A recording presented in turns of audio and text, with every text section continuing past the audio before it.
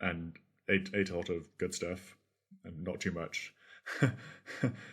Now you might be working out this week trying to lose it. But anyway, let's let's get going with the new words.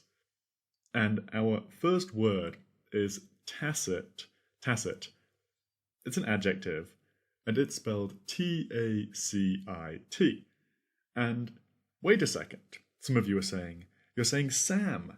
I'm pretty sure we did this word before. Well, not quite. I also thought that, but then I realised we didn't quite cover tacit, we covered taciturn, which is a different word. It has the same root, same Latin root, but there is a difference.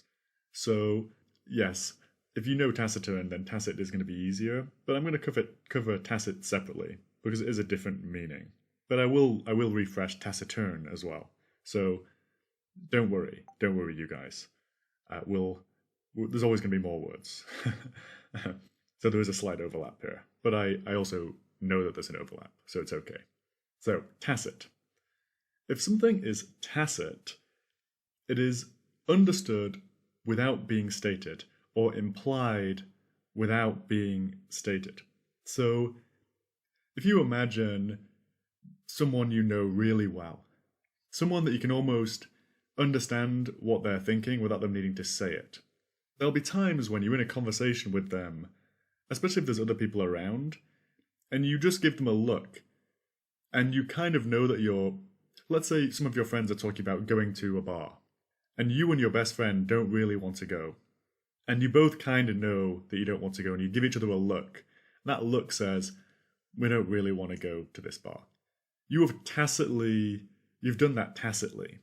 It's a tacit understanding. You've understood this without it needing to be actually said.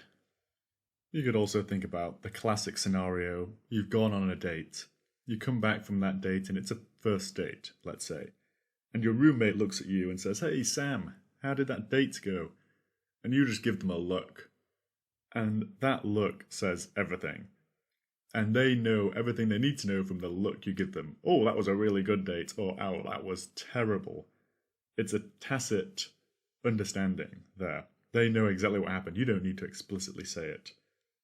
Some synonyms of tacit are implicit, implied, hinted, understood, or suggested. And this word comes from the Latin tacitus. This is the past tense of tacere. I don't know how to pronounce this Latin word. Be silent. So it comes from the word silent, basically. And that's where the word taciturn comes from. And taciturn is used to describe a person who is quiet. So a taciturn person is a person who is unreserved or says little. That's just a recap because we actually covered taciturn many episodes ago. Our second word today is proliferate. Proliferate, spelled Proliferate. And it's a verb, so to proliferate. And proliferate simply means to increase rapidly in numbers, or to multiply. So an example of that would be the number of smartphones in the world has proliferated rapidly over the past 10 years. The number of smartphones has increased rapidly, it's multiplied. Synonyms of proliferate are increase rapidly, multiply, rocket, mushroom, snowball, burgeon, or reproduce rapidly. Often you might find this word being used in technical contexts a lot, especially biology, where it's used to describe cells reproducing rapidly or a virus or bacteria reproducing rapidly. Our third word today is chicanery. Chicanery, spelled Chicanery. Chicanery. So, a few episodes ago we covered the word bilk, to bilk someone.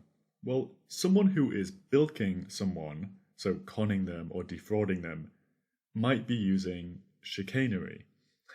So, chicanery means the use of trickery to achieve some purpose. And often the purpose is something financial or legal or political. So you could have political chicanery, financial chicanery, legal chicanery.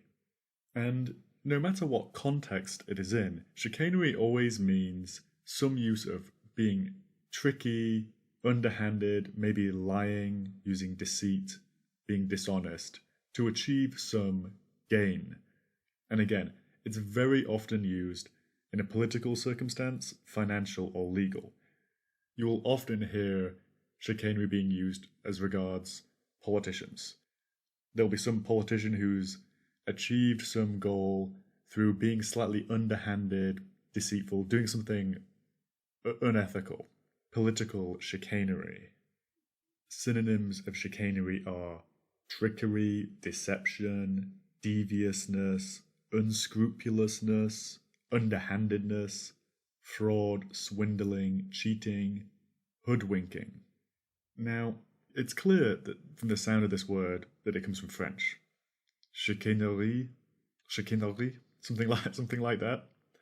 However, the meaning of that old French word, chicanery, means to quibble, which is weird to me, because to quibble means to have a slight objection or criticism about something. So I'm not quite sure how chicanery or chicaner from French came to mean the use of trickery to achieve some political or financial purpose. So it's an interesting history. I need to probably dig in a bit deeper there to try and understand how that's come about. But anyway, it does come from French, which is interesting. Anyway, so let's go on to our fourth word. And our fourth word today is winsome. Winsome, spelled Winsome. Winsome. It's an adjective, and to be winsome means to be attractive or appealing in appearance or character. That basically is as simple as it gets.